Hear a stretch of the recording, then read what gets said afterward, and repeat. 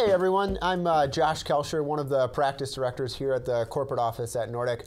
Thanks for joining us to talk a little bit about Go Live and Cutover. This is a great series that we're pretty excited about, giving you the opportunity to learn from some of our best about what is important to consider and keep in mind in regards to Go Live and Cutover, and certainly our opportunity also to learn from you. Let us know your thoughts on these series, and if there are additional things that we can share with you that would be more helpful. I'm joined here today with Andy Palmer, one of our longtime consultants, somebody that we love to bring in and just learn from your experience and your time in the field, and very interested in kind of hearing some more about your thoughts on the access portion specifically of Go Live and Cutover. Yeah, thanks, Josh. I'm Andy Palmer. I've been a consultant here at Nordic for several years now, primarily focused on the patient access applications, like you mentioned, ADT, Cadence, Prelude. Myself have probably gone through over a dozen full-scale conversions and cutovers, and have a lot of experience working through just the massive planning and logistics and execution of those phases of the project. I think it's you've given kind of a great general overview of what those first few steps are. I would be interested in your thoughts kind of what are some of those main areas of, I would say areas of consideration, but certainly areas where you may have seen some organizations slip up or where there may be some kind of landmines in the process. The first thing that comes to my mind, I'm born out of the billing applications, and so I think a lot about those ED appointments and those patients that are in the ED at the time of cutover, and making sure to take special consideration there. Just kind of interested in your thoughts.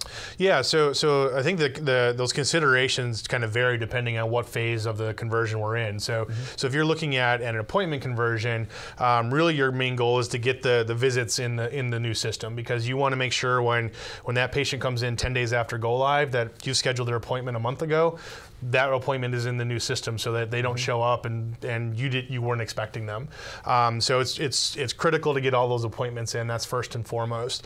When you're talking about a cutover and it's the night before go live and you're going to go live in about 6 hours and you're getting your ED patients in and everything, really having a good plan in place in terms of reconciling all the different elements that you have to reconcile. So when you flip that switch at 3 in the morning or whatever it's going to be, you have all those data elements in the system, and that starts with making sure all the patients are admitted, then all the clinical information is entered, all of any billing information is entered, all those different moving parts are accounted for, and so really having a good place or plan in place to make sure you're getting those in, but then also reconciling those as the day goes on.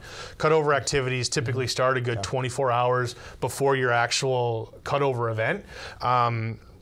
So you have to make sure that all the different moving parts in the hospital throughout the day are accounted for, and have plans in place for those in terms of monitoring that, tracking that, reconciling that throughout the day.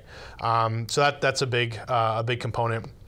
I think probably where, kind of moving back to the appointment conversion a little bit, I think where the biggest opportunity for complications in an appointment conversion is if you don't have a good crosswalk of what your legacy appointments and your legacy setup looks like in translating that over to your new system, your Epic system, what that's going to look like. So if you did a lot of changes in your department structure, your visit type structure, things like that, that can be complicated when you're having a scheduler try to schedule a new appointment if it looks completely different than their old system. So so really during that planning phase, really understanding what those differences are between kind of your previous life on your EMR and then your new life on the EMR, what that's going to look like, and be able to do those crosswalks and those translation tables in order to make that happen.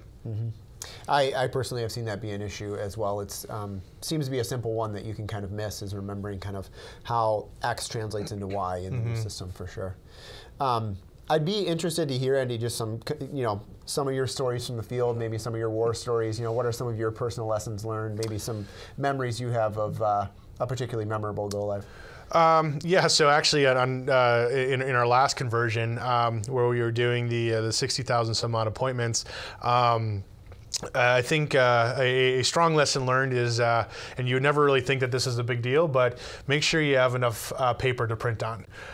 What we were doing is we printed out all 60,000 appointments so that we could have a process for signing out the appointment sheets to help us with auditing and things like that. Check them off the list. It helps the schedulers have a working list. That way we don't have overlap of one scheduler jumping in the same appointment as another one and things like that. So, but what ended up happening was we were printing on legal size paper, which you don't really have a ton of. It's sitting in the back office room all the time. Maybe literally a ton for 60,000. Yeah, exactly. It was a box full of paper, but our printer ended up not cooperating with us on some of the sheets and ended up wasting a good amount of paper. So we ended up running out about 50,000 appointments in. So we got about 5-6 of the way through. So had to make 2 runs to Walmart at about 1 in the morning to get those legal size documents. I cleared out 2 Walmarts at 1 in the morning of their legal size paper. But it's just kind of one of those things where you never would really think that a printer or printing process of doing these types of things would throw that big of a wrench into things. But we had to get them printed. So that's one of those things where on my next one, I'm testing that printer 6 ways from any direction that we can. But I think that's kind of one of those fun kind of lessons learned and kind of funny stories that you can kind of look back at. But overall, it went really, really well. I think as one of the things we talked about, if you really build up excitement for the conversions and the cutover activities, really getting people involved, really sell it as, hey, you're setting the tone for our go live, be at the forefront, then that really, really helps. In our last conversion, we had people make T-shirts. We had the entire pediatric department bring in probably about 40 or 50 schedulers and front desk staff to help with it, and they made T-shirts. We made friendly wagers between departments and made it a really fun event, and that went a long, long way, and really helped us get through all those appointments actually well ahead of schedule too, which is great. That's I think there are a few things that you've brought up that are really key to this process that exist, I think, well outside of specific to the appointment conversion or the access portions of cutover and go live. And it is being prepared for those things that you can't necessarily anticipate. Things like food, things like having enough space, even, your mention of having to run out in the middle of the night and grab some additional paper or whatever. I mean, those things happen at go live, and that's kind of part of it. You have to, one thing we talk about a lot here at Nordic is embracing the gray, and I think that's an example of a time where no matter how well you have it planned, and how often you've gone through it, you're always going to run into that new situation of, well, haven't really seen this one before, but we're definitely going to have to kind of figure it out on the fly. Yeah, for sure, and that's why I think too, having dry runs and having practice sessions for those and having dedicated time set aside for that type of stuff is really important. I always like to try to do 2, if not 3, full-scale dry runs as best we can. Now, it doesn't necessarily have to be converting 60,000 appointments or bringing 300 people in and getting them in a room, but maybe we do 30 or 40 people and we do 2,000 appointments or something along those lines. It gives us practice for the small things like getting the reports ready from our legacy system, printing those out, making sure that those people understand what the expectations are of them, making sure our tip sheets are clear and well documented. Because if they're going to have questions in those dry runs, odds are you're going to have 10 times those amount of questions in the actual conversion when you have 10 times the amount of people. So it's good to go through that process, involve your operational folks that are going to be involved in this, and really make sure that you have that process down pat, and then kind of have some contingency plans too if if something gets thrown into the mix that you weren't expecting.